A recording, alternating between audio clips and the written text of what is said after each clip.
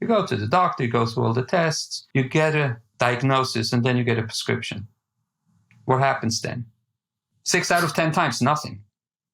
6 people out of 10 never fill the prescription, although they have a chronic disease.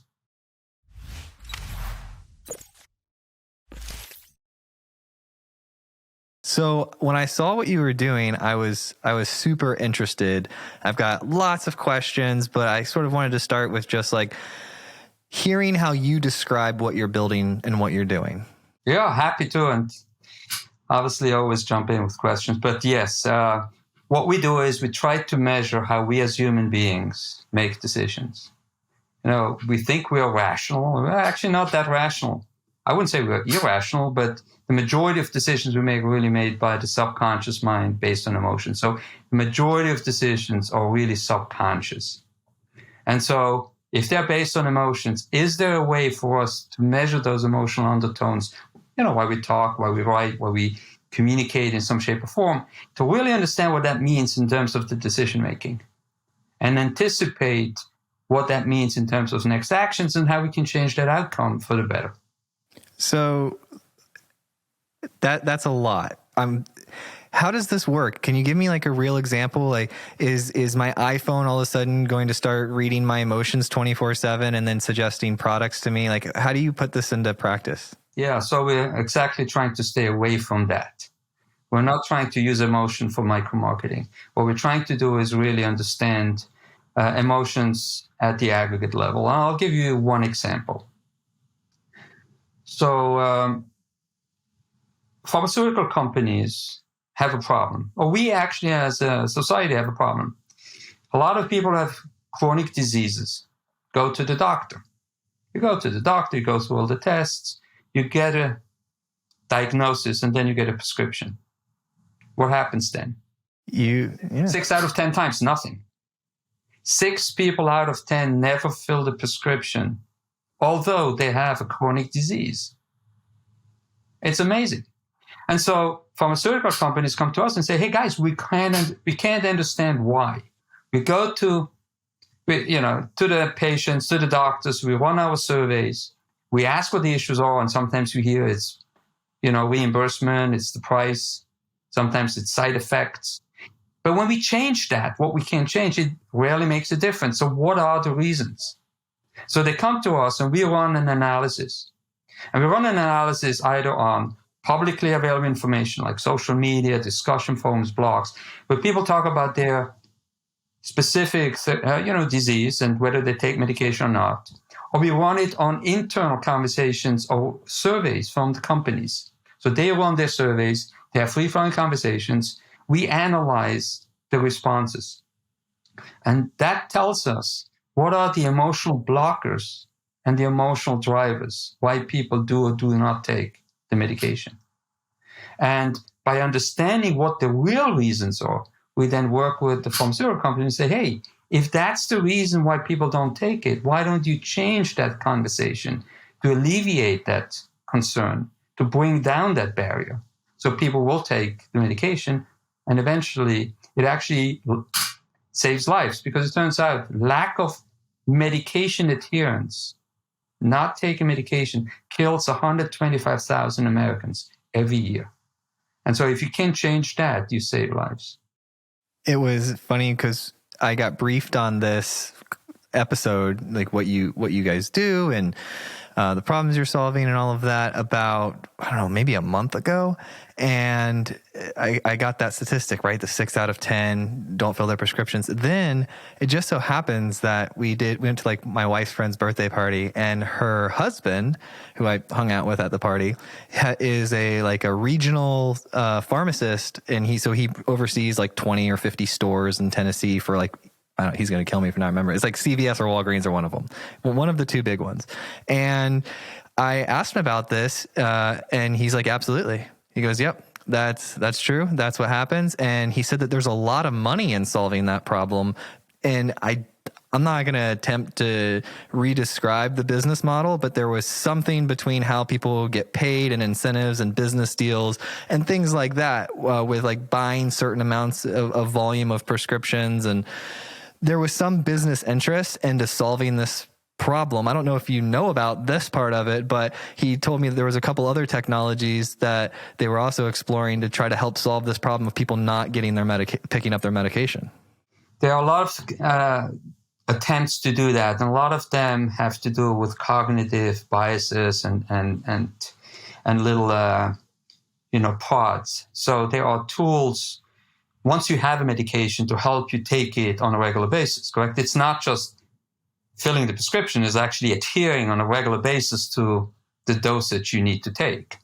And so there are tools out there which try to give you a prod and say, "Hey, the time has come. Take your medication now."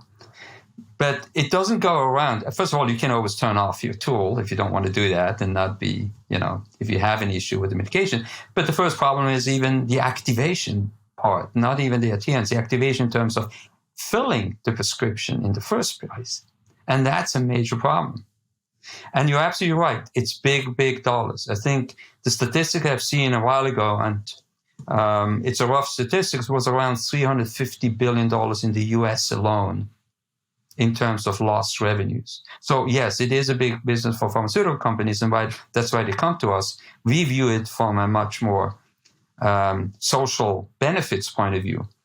If we can change that health problem, it literally saves lives because people will start taking the medication. And it's fascinating what some of the reasons are why people don't take the medication, and they are different than the ones they would tell you. And I'll give you another example if you're up for it, Joel. It turns out that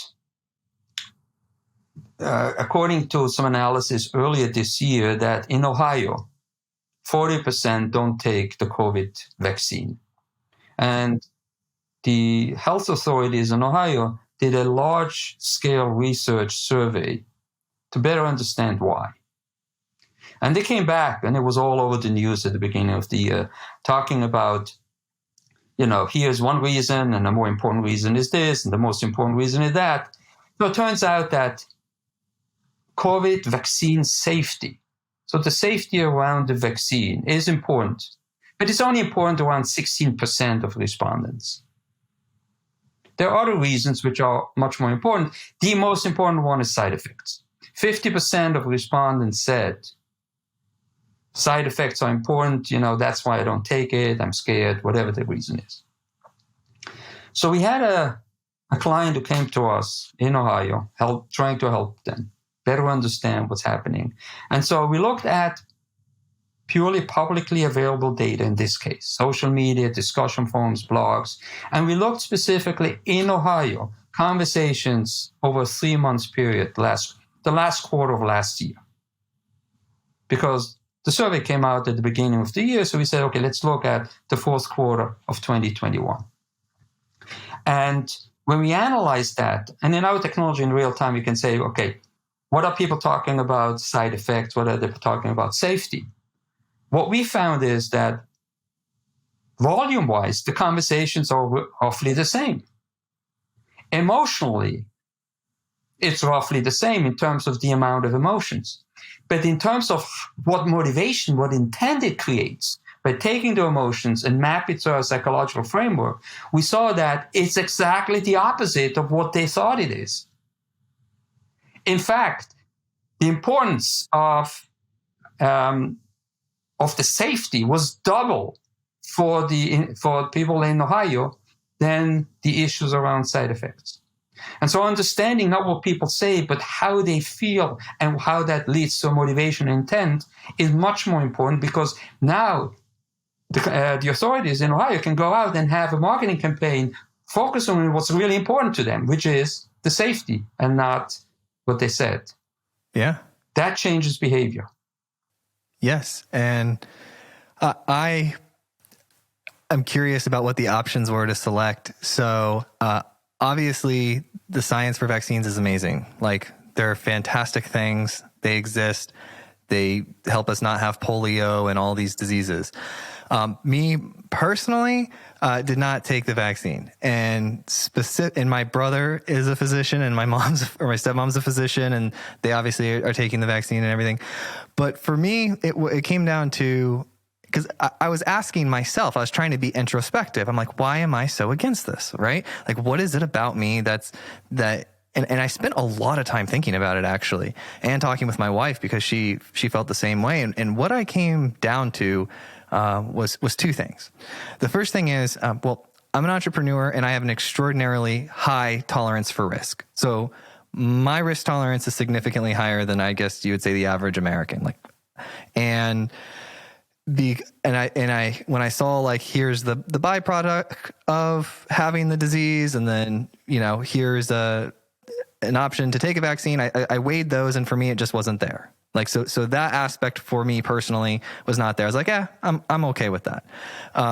And the second part was, I've spent my entire life developing products, and never have I ever had somebody wave a bunch of money and push something very quickly and it be perfect or work out super well. So I was like, not interested because of the time on market specifically, from the I think they were advertising it as, oh, look what we've done as humanity, how quickly we've been able to, take this known technology, that's been around for 20 years and adapt it and make this vaccine quicker and all of this stuff. And look how quick we did it, and we spent money, and to me, I was thinking just no, that's an opposite of an advertisement for me. And I'm not one of the people that tell other people what to do with it. I'm just always interested, and one of the reasons why you're on the show too is because I like psychology. I'm always interested in why is the monkey Joel doing what he's doing? So it's very interesting. So by the way, our technology is agnostic, correct? Politically agnostic. It's agnostic of, taking a situation. What it does is it measures the emotions, and it measures the emotional undertone to figure out what's important, what's not. And you just said it, Joel. You essentially confirmed what we found, which is it's the safety issue. Yeah. Correct? You looked at it, risk return, you thought about it, was pushed too fast in your mind. It's a safety issue. Is it secure? Is it really validated? Correct? And that's exactly what our technology uncovered, which was opposite to what people had actually told during the interviews. Yeah, and it's amazing. And when I saw this technology, I was like, we got to talk to the people who are making this stuff. But yeah, that's now I did ask myself one more question, and we can move on from the vaccine stuff. But I did ask myself, how bad would it have to be for me to take the vaccine early? Right? I was like, what would it be? And I've come up with any of the if it was polio, paralysis, or if people were getting these weird, disgusting skin things all over, if it was scary to me, that is the moment I would be standing in line. I don't care if it's brand new or whatnot. If it was scary to me, I'd be first in line to get it. Now, I vaccinate my kids. I was vaccinated. We definitely pick the schedules of which we vaccinate our kids. We've got 3 young kids, but yeah. So I was asking myself, how scary? Did you guys do any research on that? How scary it would have to be? Yeah, you bring up something incredibly interesting, and I know we haven't really talked about what the technology does, but what we do is we go 2 steps beyond what's usually done in the industry, which is you start with natural language processing to understand what people talk about, and then we extract emotions. Most people just extract sentiment analysis, positive, negative. We go a step beyond to extract emotions. We could talk more about that. 10 emotions in context, not by the words, but the words in context, natively in 20 plus languages. And then once we have the emotions, we map that through a proprietary psychological framework into action tendencies. How are you acting? And the reason I'm telling you that is because it gives you the answer what you just asked.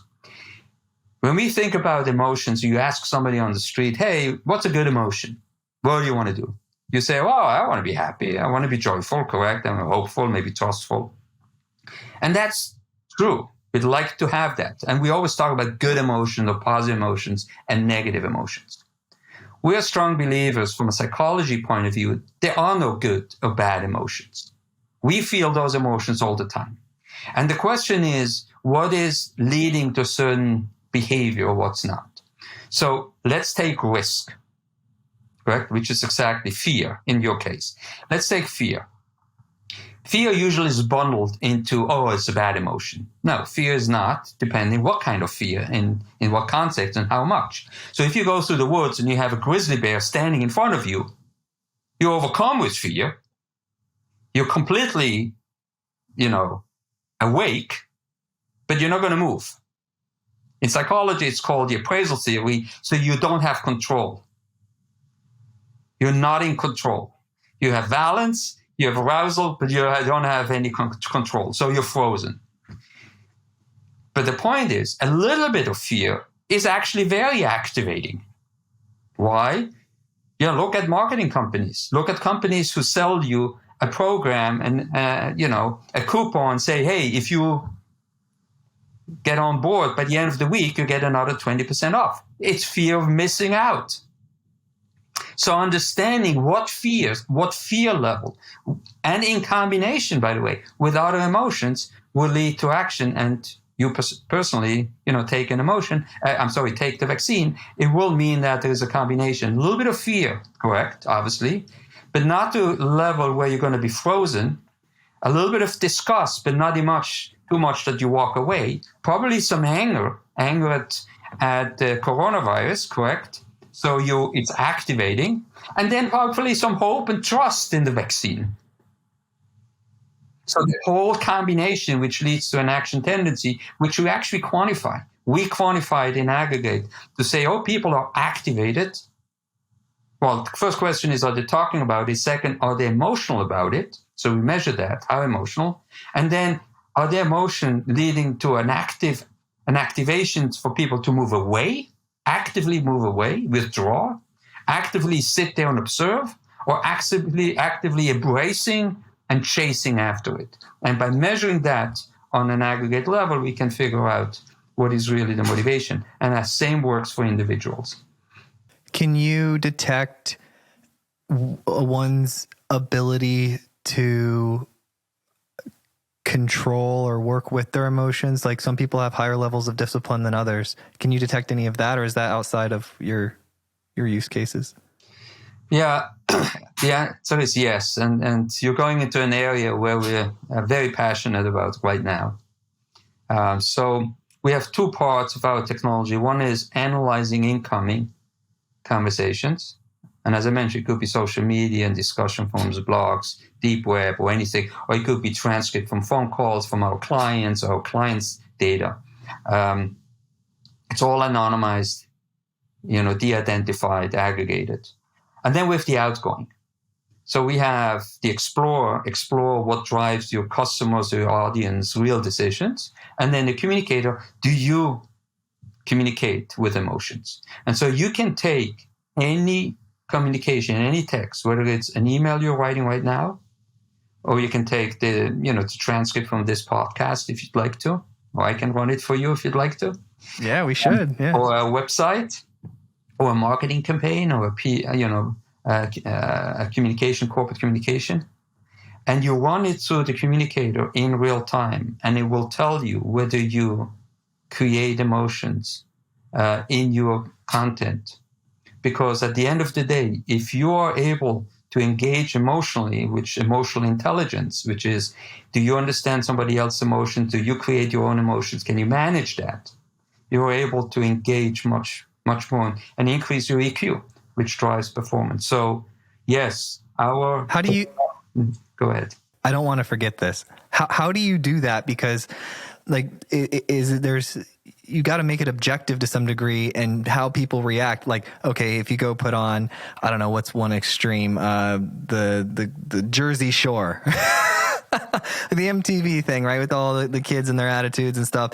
And then you look at maybe the people that are attorneys, right? And how do you figure out, do you have a profile of person? So I'll tell you about who my customer is. You create a profile and then you scan that and then it runs it against my average customer? Or are you doing it against the world? Or how are you doing that? Yeah.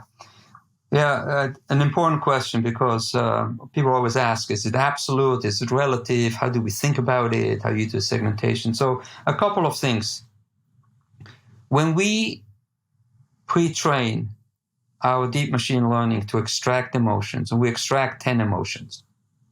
6 of them are the Paul Ekman emotions. Paul Ekman was a psychologist, or is a psychologist, who in the 70s said that joy, anger, disgust, fear, sadness, surprise are key or primary emotions. And then we supplement that, because of our own research, with amusement, contempt, hope, and trust. So we have 10 emotions. We measure them in context, in any written or transcribable form, in 20, as I mentioned, in 20 languages. And we trained it specifically on tens of millions of posts, each one of them. Now, why are we doing it in multiple languages? It's because we want to capture those cultural and linguistic freedoms. Right?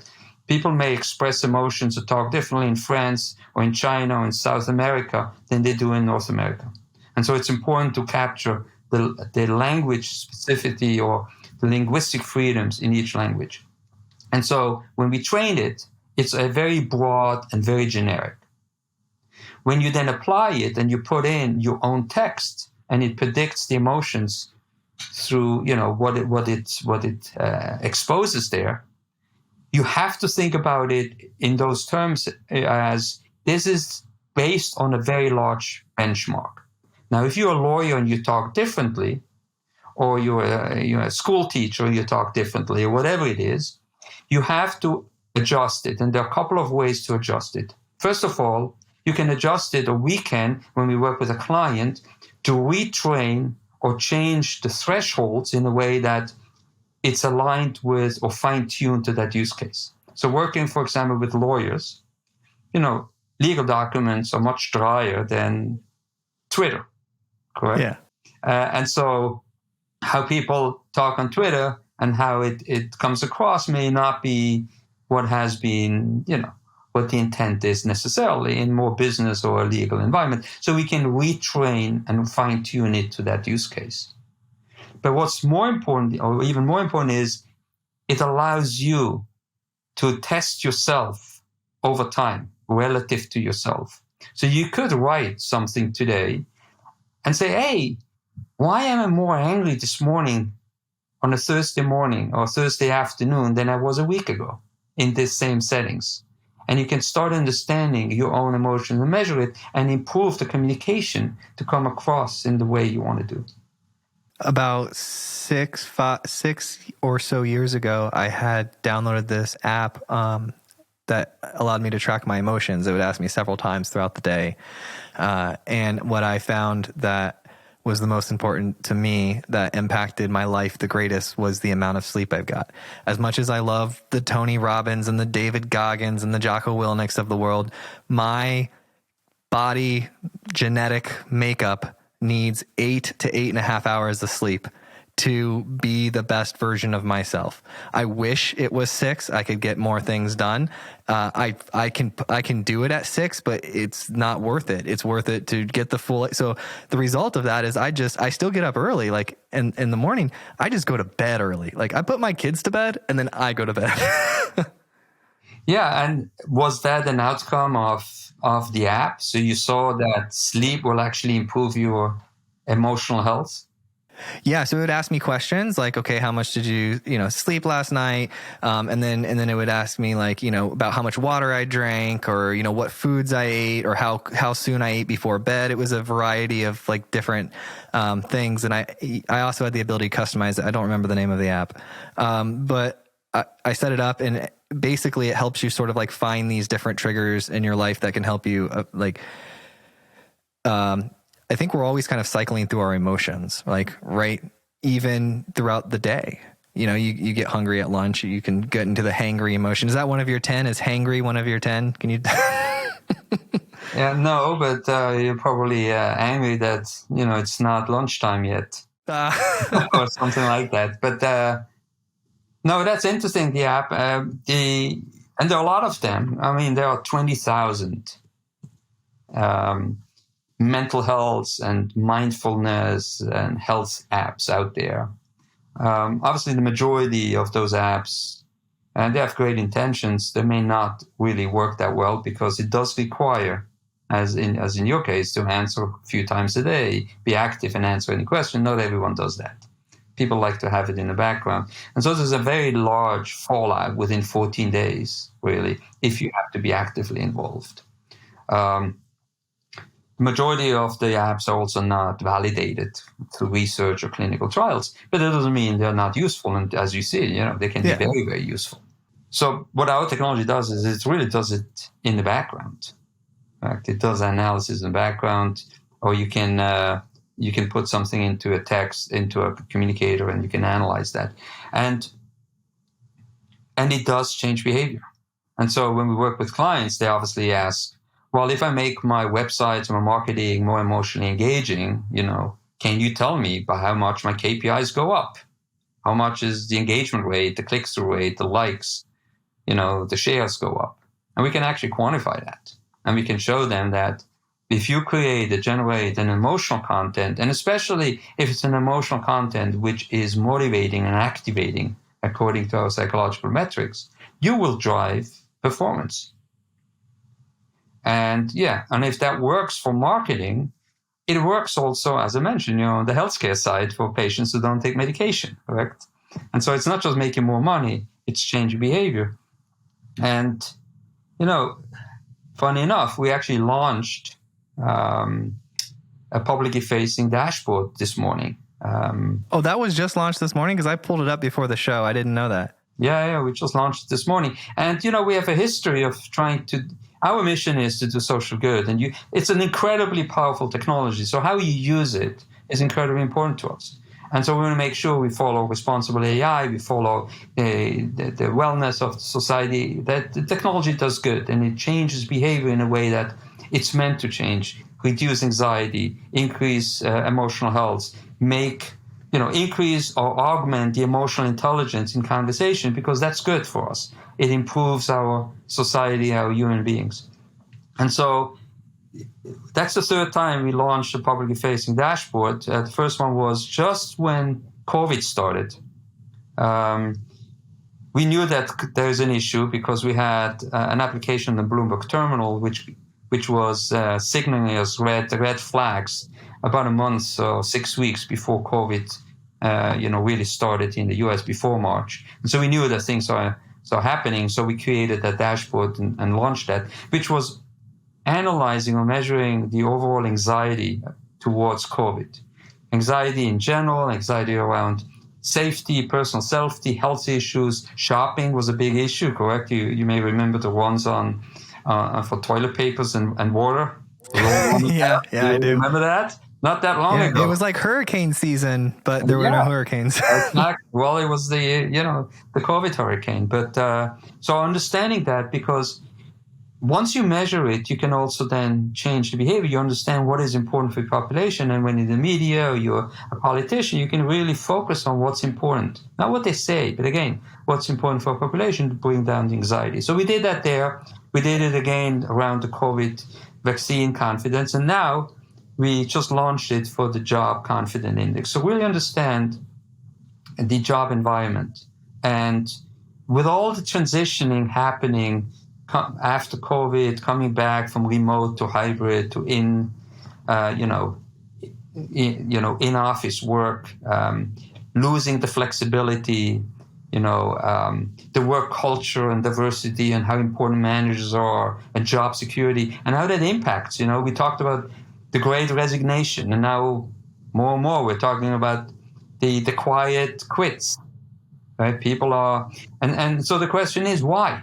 Because people are leaving the workforce or trying to quit or change behavior because they're not happy, they're not engaged, there's an emotional health issue. And so it's not just for employers to understand how to bring people back in, it's for us individually to feel less anxious and solve those issues. And so we launched that dashboard. You can click on it on cognovilabs.com website on the first page. You can play around with it. And it's quite amazing what you see and how it aligns. But in real time, it measures all that information, but how it aligns with a lot of research which happens. There has been, Gallup poll recently showing that the engagement has been going up. And actually just 2 days ago, there was a report from the conference board talking about how how people are actively disengaging from the work. And there are different reasons. One of them is not just necessarily not working from home, it's losing the flexibility on time. So not so much location, but actually the time. I can't work at night anymore or early in the morning. I still have to be 9 to 5. Another one is the managers.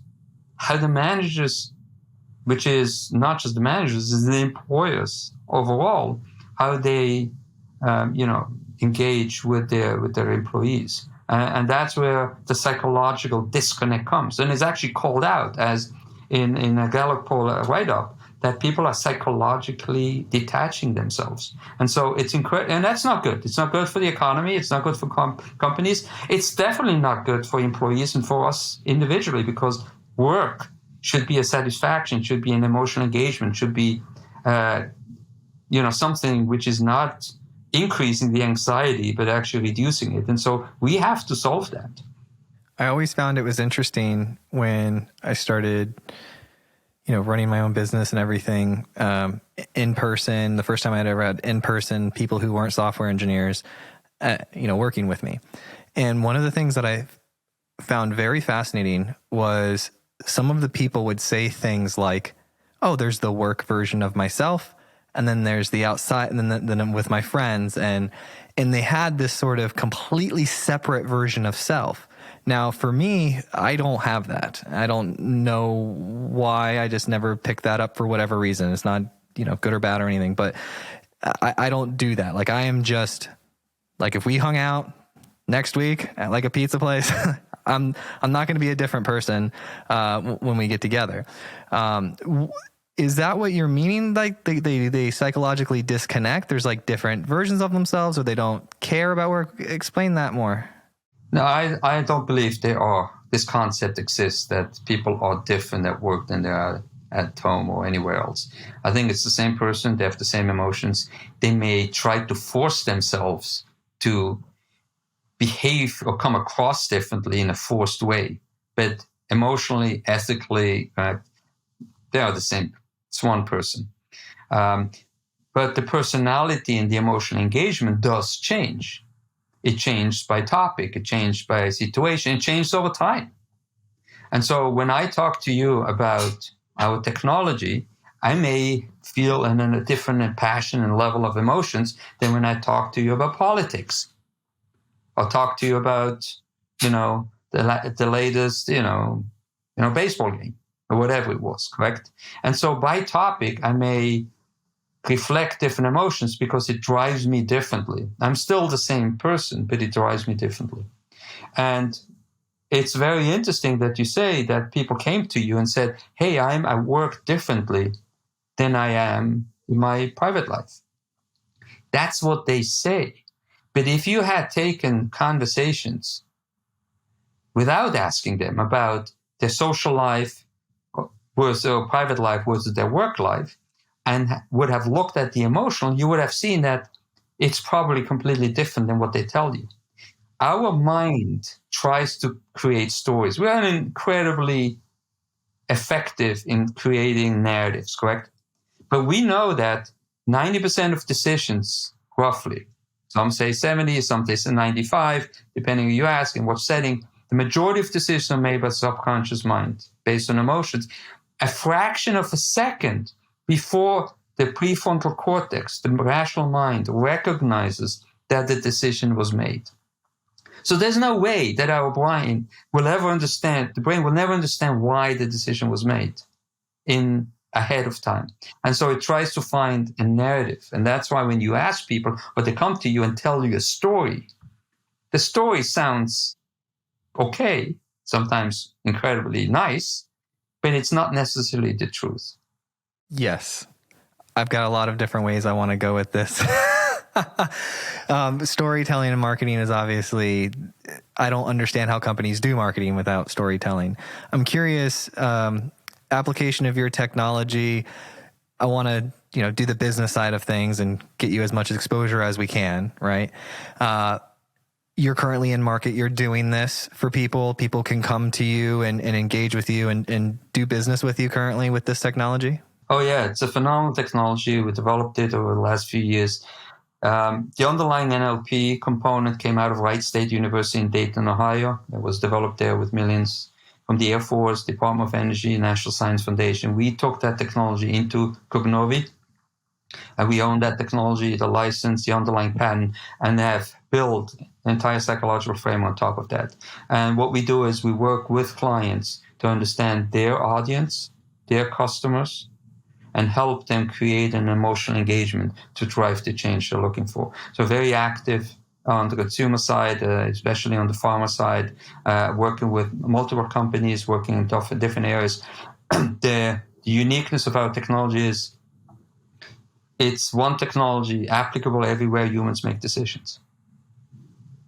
Because everyone who makes decisions, humans, whether it's B2B to B2C, has to understand what drives their customers' emotions. And if you don't do that, if you don't understand that from a corporate point of view, you're in trouble. I'll give you an example, and from a client who wasn't a client of ours. But we had a private equity firm who came to us a year and a half ago, doing an analysis, asking us to do an analysis on a home gym equipment manufacturer. I'm not going to say what it is, but it's started with a P. I think I have both of their products. You may have one of those stationary bikes. So Peloton wasn't a client of ours. But a year and a half ago, we were asked, as I mentioned, by the private equity company to figure out what we think about Peloton, because they had their own financial reasons. So we looked at their website, Peloton's website, and it was the beginning of 2021. Just the vaccine was coming out, correct? The big brunt of COVID just happened. Obviously, Peloton did phenomenally well during COVID, correct? Everyone stayed home, bought new equipment for their gym, worked out, didn't go to the gym. The stock went through the roof, revenues went through the roof. And when you looked at their website in 2021 to figure out what their strategy is, it turned out it was all about price. Because who do you think were, in their mind, their biggest competitors? The gyms. Because if the world opens up again, everyone goes to the gym. And so they thought they have to compete against the gyms. And everything on the website was around, it's only $49 a month. We're not as expensive as gym membership, and it was all around price. So we went to publicly available information, social media, and discussion forums. And we put on Peloton, we created that we backfilled the data, and we had at our fingertips a way to analyze Peloton from left to right, from top to bottom, figure out what people talk about, or if you have your own hypothesis, check it out. And so we checked it out. And what we found is, indeed, people do talk about price. Peloton is expensive, right? So when you talked about price or expensive or price or whatever, there was quite a bit of conversations. But here was the big red flag. Everyone talked about it. Nobody emotionally cared. So not only when the right emotions triggered to change the impact and the motivation to go out and buy a Peloton, there were no emotions to begin with. The majority of conversation were emotionless, meaning no emotions, no decisions. In other words, people talked about it. It was not a key emotional driver of why people went out and bought a Peloton. What was the driver was the fact that it was a social status, it was a luxury good. People loved the instructors and the online classes. And so when you looked at that, you saw it was much more emotional and it was much more driven towards intent. And so we told our client, not sure they fully understand their clients from an emotional point of view. And if that happens, they may run into revenue problems. And the rest is history. But so our emotional tool, our emotion AI, is an incredibly important, I would say even critical tool in your tool set if you're going after human beings to sell them something, whether it's B2B or B2C. It doesn't mean you shouldn't do surveys. It doesn't mean you shouldn't have other tools and focus groups. And good focus groups, think about it. Good focus groups is all about not just listening to what people say, but look at the body language. And that's exactly what we do at scale. We look at, in quotation marks, the body language in the text. And that tells you much more. And so if you're a company and you're trying to sell, whether it's in media, whether it's travel, whether it's healthcare, anywhere, even for, if you're a marketing company or a communication company, not only can we help you increase your engagement, we can make it meaningful for your customers, which will then in turn drive your performance, which, by the way, we can measure with real KPIs. I love what you're doing. Several years ago, I was working on this type of technology. I didn't even I was so excited to talk with you. My background, 17 years as a software engineer, built teams and teams of teams, and then started sharing what I learned, managing people and growing teams and building products. And then that turned into blog, turned into a book, turned into the podcast. And then the podcast became my full-time job after 2 years. So that's sort of the history of me in a nutshell. But I spent 3 years working on software that would look at news feeds and figure out how they connected with stock prices. And ultimately, the biggest driver that we were able to find was not sentiment. So everyone was like focused so much on sentiment, positive, negative, run all the content, look at all the news and figure it out from there. But what we did find, I said, you know what? Let's look at this problem like a marketing problem. How many eyeballs get on this? And how many people see this and interact with it? So what we started doing was we made list of trusted news sources, and that's subjective. It's whatever the person would put in. Here's my list of trusted news sources. And then it would track them, and you can weight them and everything. It would track them and figure out the distance between the story spreading. So the first thing it had to do that was unique was detect a unique story amongst the story being in several places, right?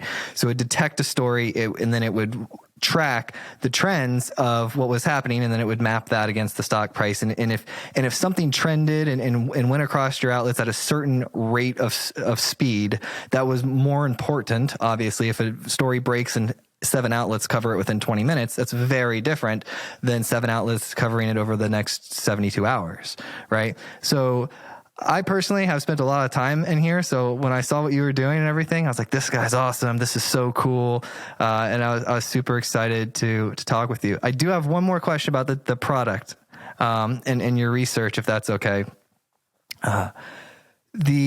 The different periods of time, let's say the 1800s versus the 2000s, have you done analysis on text written then and text written now to see if amongst humans emotional patterns are different or if there's any unique information there? Yeah, so we haven't done an historical analysis to go back to the 19th century. But what we are doing is analyzing public figures, speeches.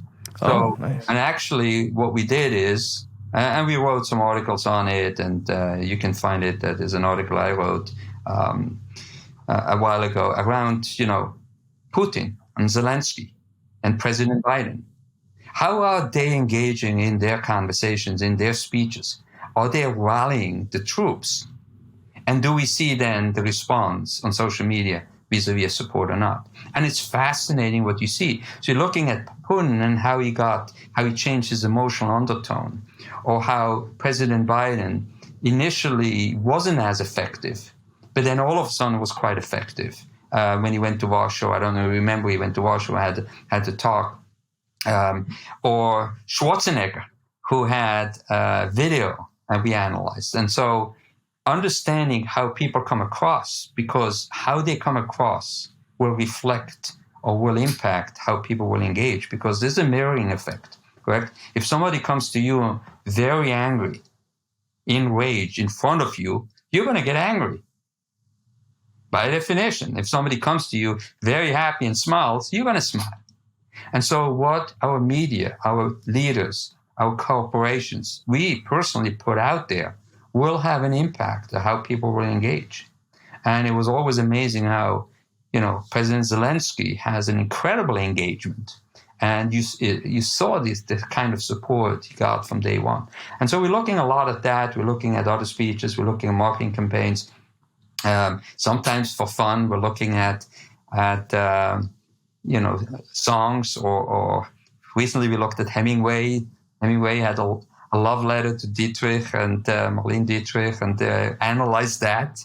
And it's a lot of fun to see how they emotionally engage. And I can tell you, we also have some videos, and happy to share that whoever wants. But even taking something like I Have a Dream speech from Martin Luther King Jr.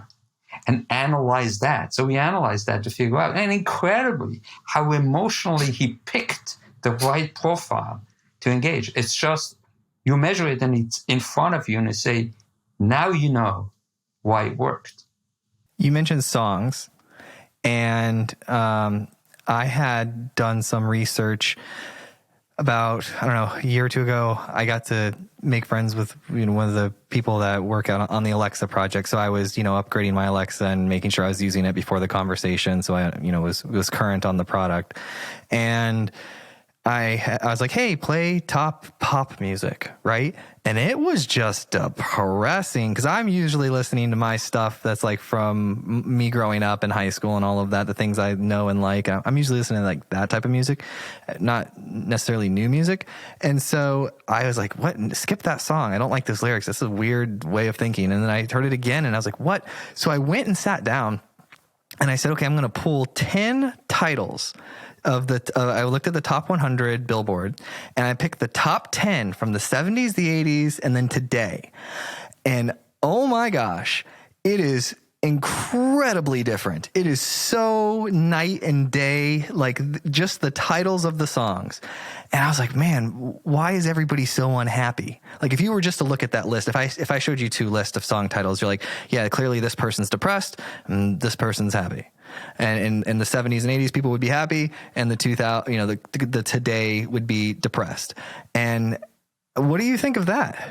Yeah, look, things do change, but understanding what you're putting out is incredible. Look, music is also music. There's the whole music component, not just obviously the lyrics. But if you look at the lyrics, you will see that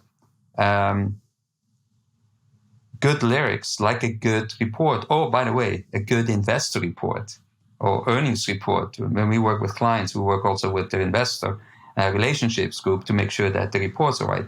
You have to understand what you're targeting. Now, in terms of music, it's similar to a movie. You have to take the audience through an emotional journey. Think about a movie.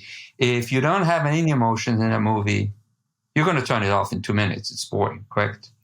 If it's all joy and hope, you're going to turn it off in 7 minutes because you fall asleep. It's boring. What you need is an emotional engagement. There's a villain which comes, creates some disgust and some fear, some anger, maybe some contempt. Then the hero comes, some surprise, some hope, some trust, some joy maybe. Then the villain comes back. There's an entire emotional journey.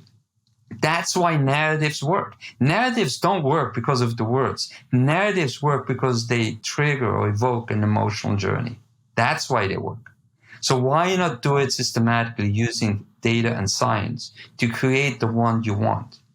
If you have an investor report where you have some bad news, do you want to get them aggravated, or you want to bring down the anxiety level and down-regulate them? On the other hand, if you have a great quarter and you want to get them engaged, get them engaged, correct? Call to action. But understand what you're trying to do up front. This is how you raise so much money for your company? I don't even know if you raised money, but that's what I would have done. I would have been like, what is in my pitch deck? That's exactly the case. And it's fascinating how we work with marketing companies and communications. And we work with some communication companies, and they give us their own posts, LinkedIn and Twitter, what they did over the last year or two. That's a starting point, a very quick pilot. They give us their post. We analyze the content of the post and map it to their own KPIs, likes, clicks, engagement rates, whatever that is, or in email campaigns, the open rates. And lo and behold, it's no rocket science. You generate emotions, KPI goes up. You generate emotions with our higher intent score, the KPI will go up more. It's not rocket science. You emotionally engage with your audience, you will drive behavior. It's like a spell checker. If you want to be sure that what you send out doesn't have any typos, you want a spell checker. We have to spell checker for emotions. Check the emotions, make sure you make an impact. Otherwise, why waste the time? So first of all, understand what's important for your audience, correct? Is it really price for Peloton, or is it something else?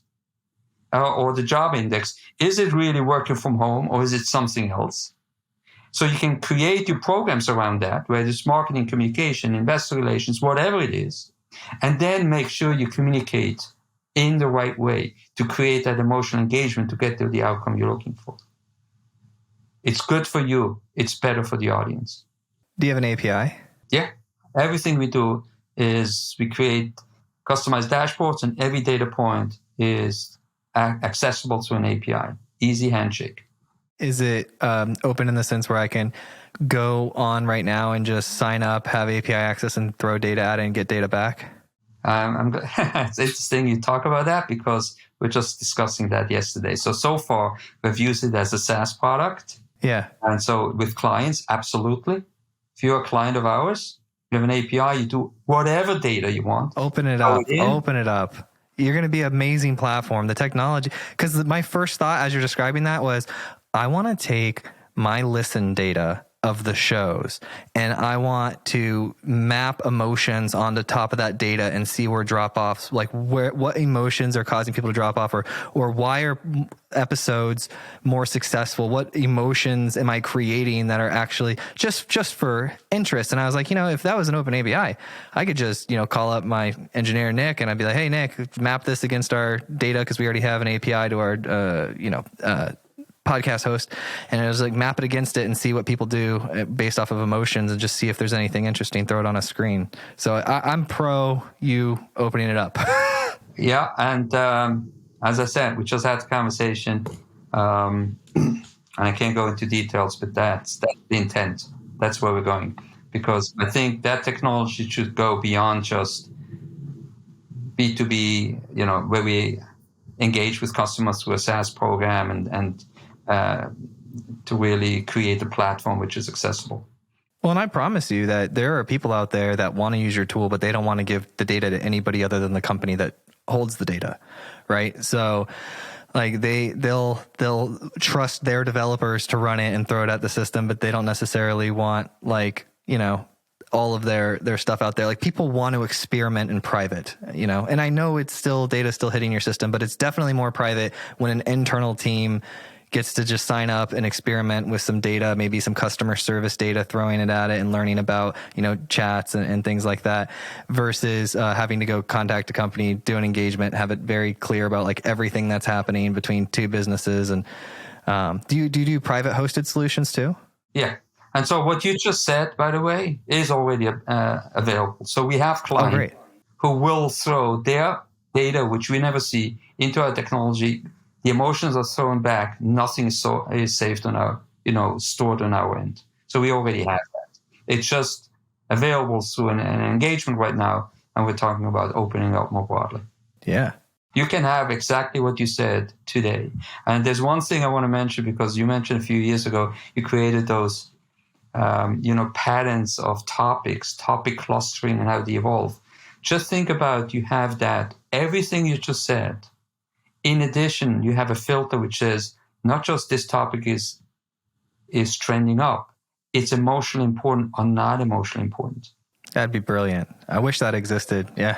Well, we have it. And so That's exactly, because very often it's not the loudest topics which are important, the loudest narratives, but the one which have certain emotional profiles, which are much more important and impact. So take what you have, add the emotional layer on top of that. We have that capability right now, working with clients to implement that. I fully agree. I mean, you won me over when I read your description, and I think one of the first lines in there was like 10% of decisions are made from logic, 90% are made from emotion. I'm like, that's right. Everybody likes to pretend it's the other way, but it's really that way. Yep. Yeah, you got it, Joe.